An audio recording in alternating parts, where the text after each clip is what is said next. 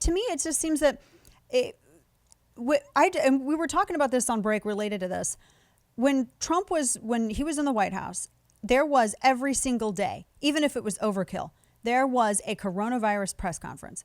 Any question that you had, they were answering it. Anything that was being discussed, they were answering it. Even if something wasn't asked by a reporter there, even if it was like something that was being repeated on Twitter, it seemed like to come up and be addressed voluntarily by either the president or somebody there on the stage. And we've gone from that to nothing. Now we hear about some like side effects with vaccines, and I'm really missing those days of those late afternoon press conferences.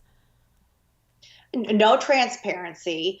I'm in the state of Michigan. We can't get any information from our governor as how she dealt with the nursing home deaths and what she did. You saw Cuomo hid his nursing home data. Mm-hmm. It is amazing how the Democrat run media allows this cloud of secrecy to, you know, come over the Biden administration. They never would have done this with Trump. And let's look at Trump.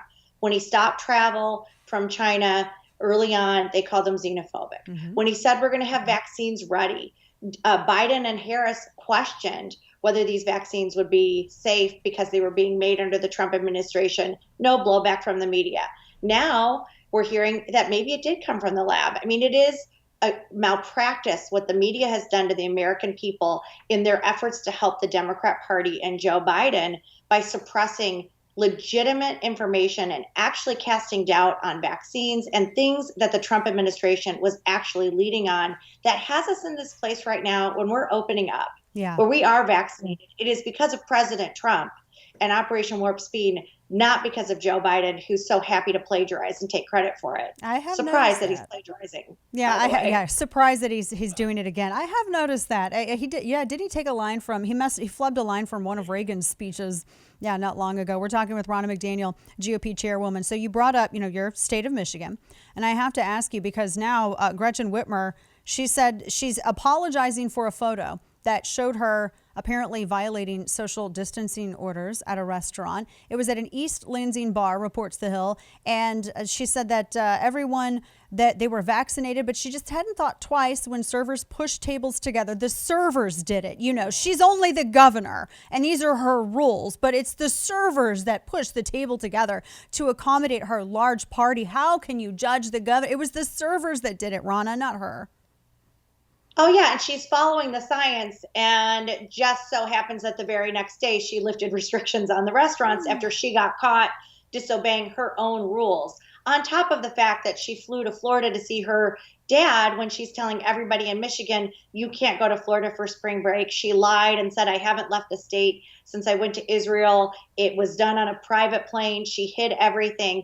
It is so shameful. And it's why we're going to kick her out in 2022 and get a new governor in Michigan, because everyone in Michigan recognizes the hypocrisy. We all are disgusted by politicians who say one thing and live by one set of rules and then force us to live by a different set of rules. And it's really easy when you're the one making the rules to pick and choose which ones you want to abide by. Exactly. And that's a great point. I mean, her and people like Andrew Cuomo, they get all the attention and all the credits and the accolades for actually doing nothing but drive up fatalities in their states. While you look at governors like Ron DeSantis and other Republican governors they didn't have all of these restrictions. They followed the science. They listened to the medical professionals that they had guiding them.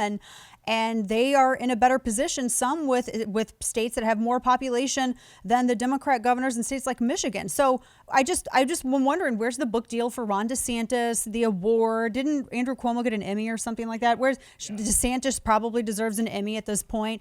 I mean, it's just that drives distrust that people, regular people have, as you know, Ronna, in government officials when we know what the truth is, but they're refusing to acknowledge it right in front of our faces. And then the media doesn't hold them accountable Right. at the same level. I mean, I was in Texas the day that Governor Abbott lifted the mask mandate. It was March. It was early March. And I was watching the national media eviscerate him. There's going to be deaths because of him. And then your COVID rates went down. Mm-hmm. And of course, he isn't given credit for that. Meanwhile, Gretchen Whitmer receives awards and accolades and is being considered for vice president as she hides nursing home data, as she absolutely disobeys the rules she put in place And by the way, our kids are suffering. My kids are still virtual. My son's up doing virtual school. It's been a year now of our kids not being in the classroom 5 days a week in person. And they're going to compete on those standardized tests next year against kids in Florida and Texas and Ohio, states that were open because of Republican governors. So I think the American people are figuring it out, and they're recognizing the hypocrisy in the Democrat Party, and that their gas prices are going up and inflation's coming in. They're starting to take off those rose-colored glasses that the media likes to portray the Biden administration through. Yes, and that's a great point as well, because people are watching the gas prices go up. I mean, these first 100 days, we have a president who asked for $6 trillion in brand new spending, not offset by anything. Unemployment is awful. Gas prices are up. Food prices are up. I was just talking about how now economists are warning of coming inflation in the next, several weeks, even higher inflation. So first 100 days, riding with Biden, this is it. And I'm looking at some of the polling that is some of the early polls for 2022, Ronna, and Democrats are apparently terrified. Chris Murphy's apparently terrified. They're trying to get Joe Biden to walk back his tax plan a little bit because they think it's going to be a bloodbath at the ballot box next election. Yeah, I mean, look at the jobs report. They were expecting 1 million new jobs in April. It was 750,000 jobs short. You're paying people right now to stay home and not work. I was at the mall the other day. I took pictures of every single store that was hiring. Literally every store was looking for people to come work.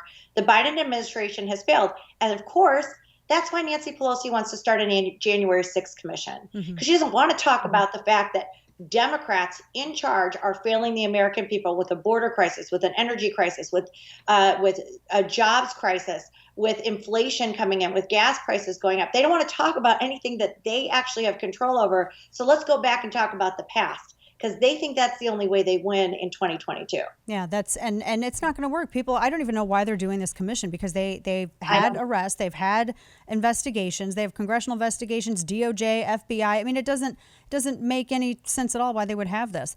And I've noticed that the media, obviously, we expect the fourth estate to aid them with this. And I've noticed this as well with this whole thing with the squad. And then everybody, anytime Marjorie Taylor Greene says anything, everybody always wants to. That's the only person I think that the media can go to. Now, while I think everything needs to stop being compared to Hitler and the Holocaust, what gets me is that media will absolutely not. I've read so few headlines about the truly anti-Semitic stuff that's been said by Rashida Tlaib, Ilhan Omar, even AOC, and others within the party that excuse this. And they try to say that this is just disagreement about Israeli politics. But when you look at it, this is not about the Israeli government. This is about the Jewish faith and the belief that, Hamas is right and these people don't have really the right to exist. This is what it comes down to. No accountability in the press about that. But everybody wants to go and hold the Republican Party up because of Green.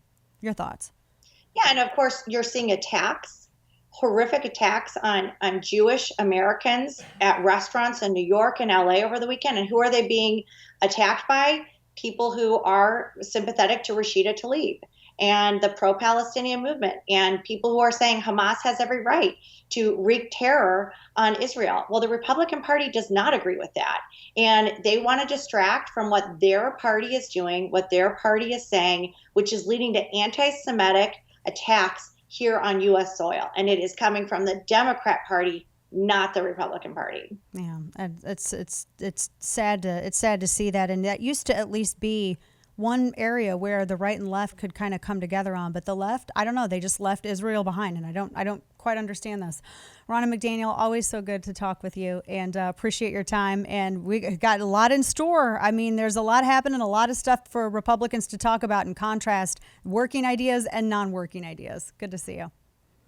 Thank you. Thanks for having me, Dana. Of course. Take care.